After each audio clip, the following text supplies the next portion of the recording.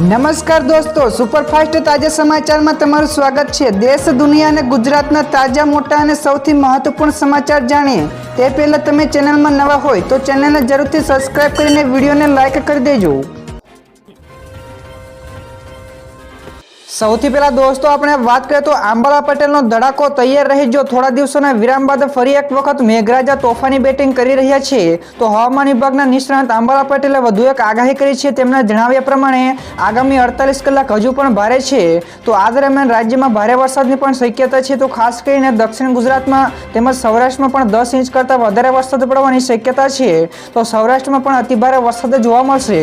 તો ઉલ્લેખનીય છે કે આજે પણ ઘણી જગ્યાએ સારો એવો વરસાદ નોંધાઈ શકે છે। તો દોસ્તો, તમારા વિસ્તારમાં પણ વરસાદ છે કે નહીં ફટાફટ નીચે કોમેન્ટમાં જણાવજો।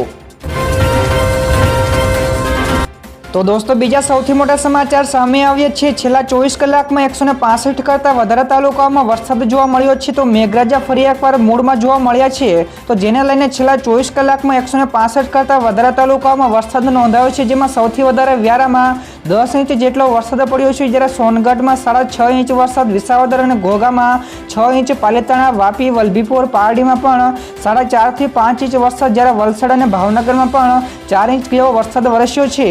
તો બનાસકાંઠાના સરહદી વિસ્તારોમાં પણ ભારે વરસાદ પડતા બાજરી અને જુવારના પાકને પણ નુકસાન થયું છે।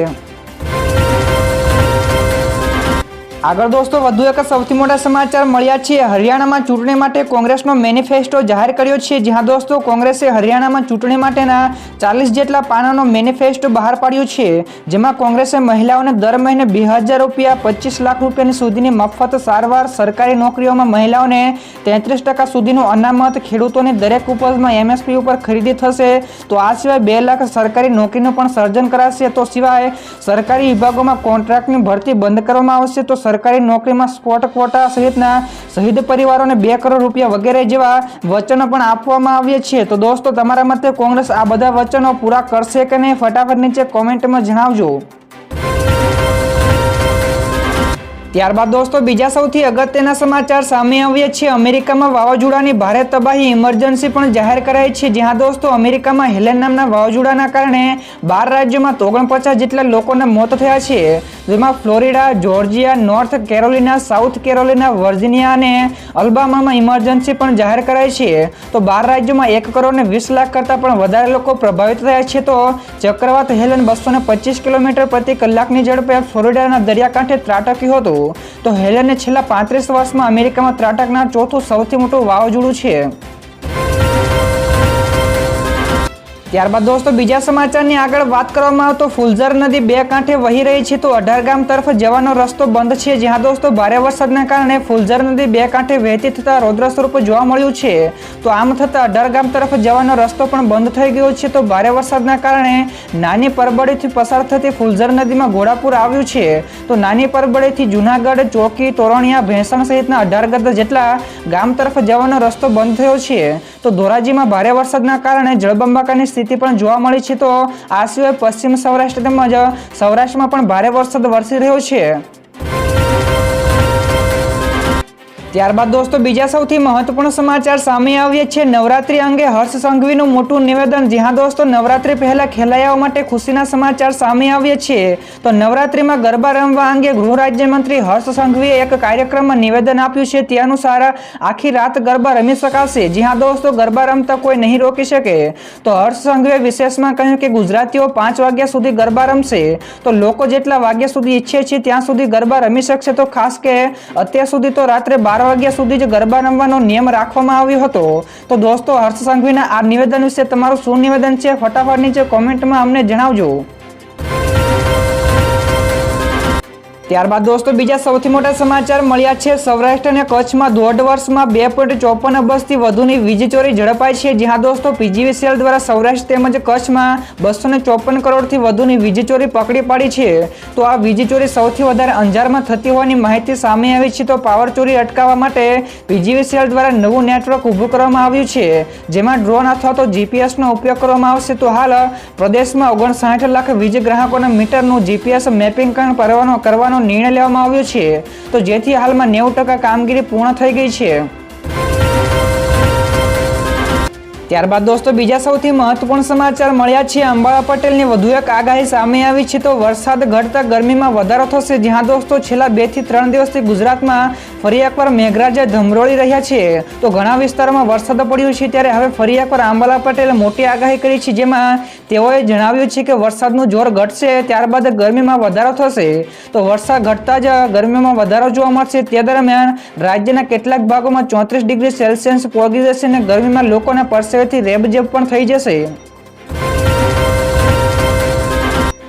આગળ દોસ્તો વધુ એક સૌથી અગત્યના સમાચાર મળ્યા છે. અમદાવાદીઓના ત્રીજા નોરતે મળશે આ સુવિધા. જ્યાં દોસ્તો 3 ઓક્ટોબરથી નવરાત્રી શરૂ થઈ રહી છે. તો નવરાત્રી દરમિયાન આખું અમદાવાદ શહેર મોડી રાત સુધી જાગતું હોય છે. તો આવામાં ખેલૈયાઓ અને અન્ય નાગરિકોને અવરજવરમાં મુશ્કેલીઓ ના થાય તે માટે મેટ્રો રાત્રે 2 વાગ્યા સુધી ચાલુ રાખવામાં આવશે. તો મેટ્રો તરફથી આની સત્તાવાર જાહેરાત ટૂંક સમયમાં જ કરવામાં આવશે. તો ત્રીજી નવરાત્રીથી મેટ્રોની સુવિધા રાત્રે 2 વાગ્યા સુધી પણ મળતી રહેશે.